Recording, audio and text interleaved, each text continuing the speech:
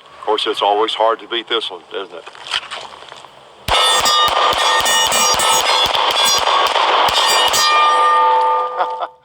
Yeah, the Glock 19, the standard by which all other firearms are measured. Well, that might be a stretch. But the Glock 19 might be the most popular of the Glock 9mm models. That was Plus P HST Federal, by the way, what I've been carrying. I just thought I'd shoot it out. You know, good to do once in a while. Let's talk about the models, the 9mm that Glock makes. Now, why am I doing this? Well, it's because I happen to have them all pretty much here. And most of the time I have them all here, but there's one in particular that I don't have very often. It's not mine. So we thought we'd just do kind of a rundown on this. And I'm sorry, I'm not doing this with XDs or XDMs or HKs or Walthers or SIGs or Rugers or any of the others. I just would have way too many gaps with those other firearms. But now with Glock, as you might imagine, got most of them.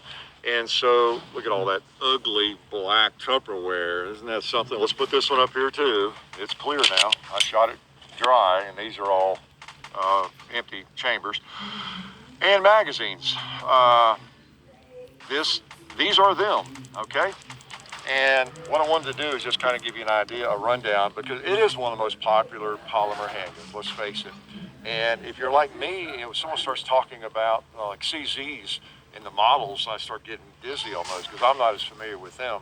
Well, if you're not familiar with the Glocks, then I can help you a little bit here and lay them out since we happen to have them all here, all right?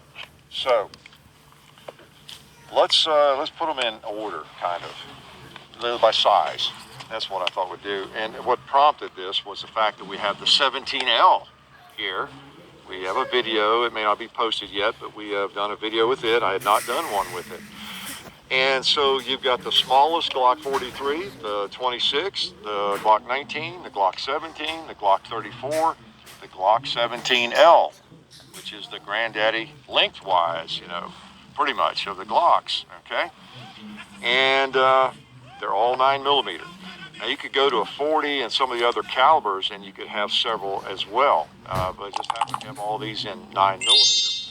And I thought maybe some of you are quite as familiar with how they are size-wise is the main thing I wanted to look at.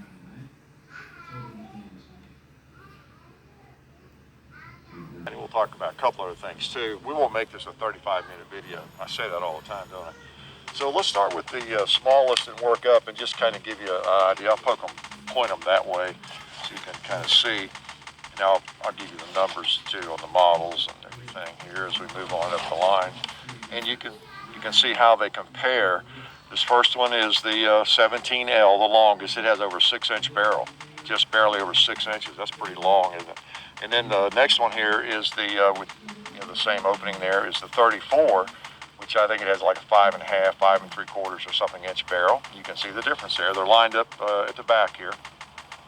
And then you have the Glock 17. So if you thought the 17, that third one, was the biggest Glock, no, it's not. There's some big old Glocks.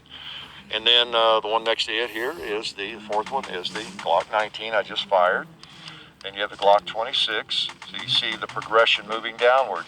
Now you notice the 43 on the very end here is the same length as the Glock 26, and grip and everything. It's just that the thickness is different on those. Okay, and except for the Glock 43, which is thinner. Really, all of these are the same thickness, okay? The slides, they're the same thickness. So the biggest difference is in the capacity, the length of the grip, and the length of the barrel and the slide, okay? So you got 17L, you got 34, 17, 19, 26, and then the 43, which hadn't been out all that long. And speaking of that, I guess the 17 was the first one, right? That's all that existed in the Glock universe, in fact, for years, right? I had one or two of those back when, if you had a Glock, you had a Glock 17. That was your only choice, right? And I don't know if I can actually even do them exactly right chronologically. I think the 19 might have come next. And then I think the 26 and the 27s came out, which was a 40, but this is a 26. And let's see what came out next. Probably the 17L.